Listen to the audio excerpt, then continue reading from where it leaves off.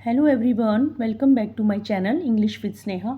आज हम पढ़ रहे हैं इंग्लिश पेडागोजी का chapter assessment and evaluation.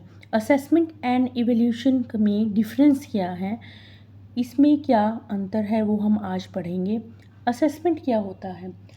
Assessment की जब हम बात करते हैं तो एक टीचर रोज़ बच्चे के बारे में, एक जो टीचर है बच्चे के बारे में डेली बेसिस पर क्या जानकारी एकत्रित करता है, क्या नॉलेज लेता है वाइल टीचिंग, जो वो पढ़ा रहा होता है। टीचर बच्चों के बारे में जो डाटा इकट्ठा करता है, उनकी लर्निंग को वो आगे कैसे बढ़ाएगा, उसको असेसमेंट कहा जाता है। Assessment refer to the process of gathering, वो प्रोसेस करता है, वो प्रक्रिया होती है, ये गैदर्स डाटा कलेक्ट करना, एनालाइज करना, फिर then interpreting information in order to make instructional administration. Means ये जो है असेसमेंट वो क्या है, प्रोसेस ओरिएंटेड है। यहाँ पर प्रोसेस होता है, मीन्स प्रक्रिया उन्मुख होती है। इसमें टीचर रोज आए दिन बच्चों के बारे में जानकारी एकत्रित करता है, उन जानकारियों को कलेक्ट करता है, उनमें क्या कमियां हैं उनको दूर करता है, उनके लर्निंग को आगे बढ़ाता है। कक्ष के दौरान जब वो वाइल टीचिंग लर्निंग कर रहा होता है तो टीचर जो भी अपना कंटेंट पढ़ाता है तब भी आंकलन करता है। कोई वो टेस्ट ले रहा होता है या कोई प्रोजेक्ट देता है तो उसको लगातार जो वो प्रोसेस होता है वो असेसमेंट कहलाया जाता है। इसीलिए इसे क्या कहा गया है, यह प्रोसेस ओरिएंटेड है।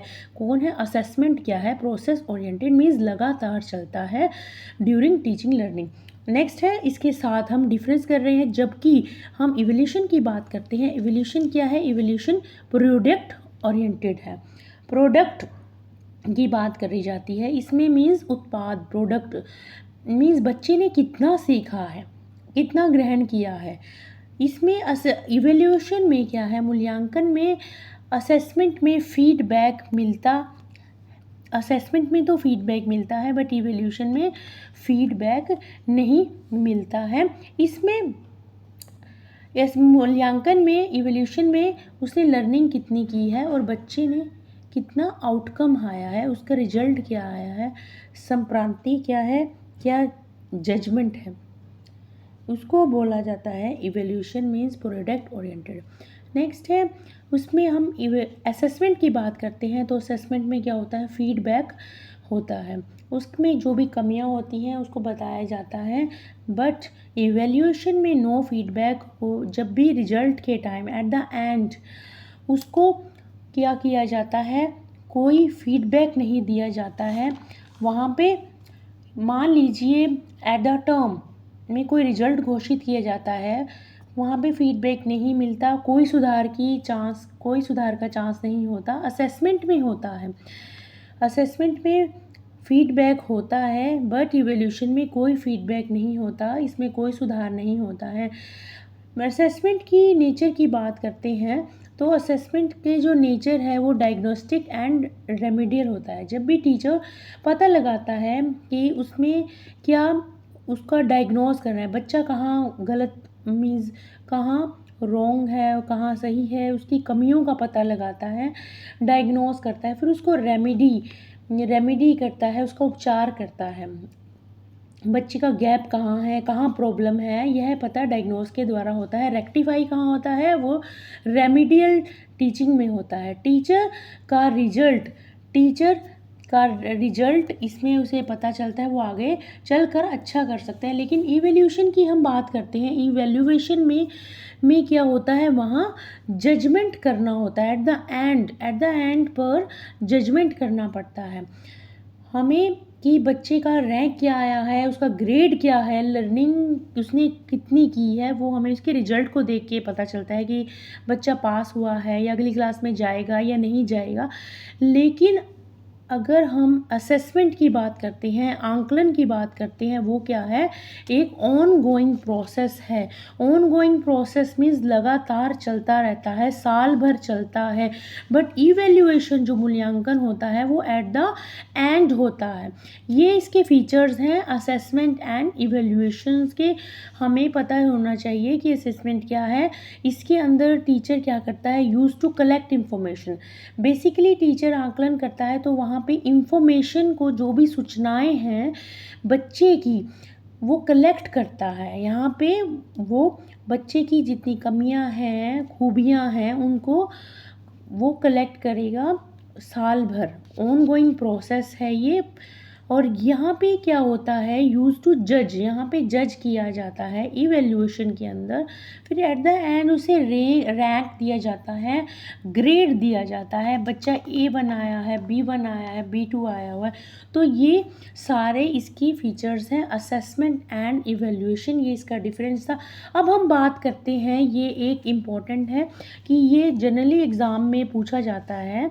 जब भी आप CTET, HTET या DSSS कोई भी टीचिंग एग्ज़ाम दे रहे होते हैं, इंग्लिश पेडागोजी, किसी भी पेडागोजी के अंदर ये पूछा जाता है इवैल्यूएशन का टॉपिक एंड असेसमेंट का। हमें पता चलना चाहिए कि ये है क्या। देन हमें इसके अंदर असेसमेंट के अंदर ये पता होना चाहिए। असेसमेंट हम इसकी बात करते हैं फॉर, ऑफ, एज, ये क्या चीज़ है, ये है assessment of learning, assessment for learning, assessment of learning, assessment as learning, assessment in learning. देखिए assessment for learning, assessment for learning क्या है, असेसमेंट फॉर लर्निंग फॉर्मेटिव को कहा जाता है, जो साल भर चलता है। ये जो फॉर की बात हम कर रहे हैं, असेसमेंट फॉर लर्निंग, जो आंकलन है वो क्या है, सब फॉर्मेटिव है। फॉर्मेटिव मीन्स क्या होता है, वो हमने उसको कैसे फॉर्म किया है, वो इसकी सारी करेक्टरिस्टिक्स इसके अंदर आएंगे। ये सारा इसके अंदर की विशेषताएं हैं, ये यही फॉलो होगी। यदि हम इवैल्यूएशन की बात करते हैं तो असेसमेंट ऑफ लर्निंग ये सम्मेटिव है, ये इसमें इवैल्यूएशन की सारी विशेषताएं ऐड होंगी, तो इसमें कंफ्यूज नहीं होना है। और असेसमेंट एज लर्निंग और असेसमेंट इन लर्निंग, जो ये दोनों हैं, assessment as learning and assessment in learning, ये सारी क्वालिटीज़ जो होती हैं, असेसमेंट की सारी क्वालिटीज़ फोर के अंदर आएगी। Assessment for learning means formative के अंदर आएगी। ये दोनों जो हैं, assessment of learning and assessment in learning, again मैं बता रही हूँ, ये असेसमेंट फॉर लर्निंग फॉर्मेटिव के अंदर आएगी। और जो असेसमेंट ऑफ लर्निंग है वो समेटिव में आती है। जनरली हम इसमें कंफ्यूज होते हैं। अब हम ये पढ़ेंगे कि समेटिव क्या होता है और फॉर्मेटिव क्या होता है। तो असेसमेंट ऑफ लर्निंग, पहले ही समेटिव को उठा लेते हैं हम इसमें। Assessment of learning summative, assessment of learning, assessment के अंदर समेटिव, जिसे योगात्मक आंकलन भी बोला जाता है, यह जो सेशन अंत होता है, एंड होता है, यह बताता है कि बच्चा पास हुआ है क्या नहीं हुआ है। ये इसके अंदर समेटिव असेसमेंट होता है।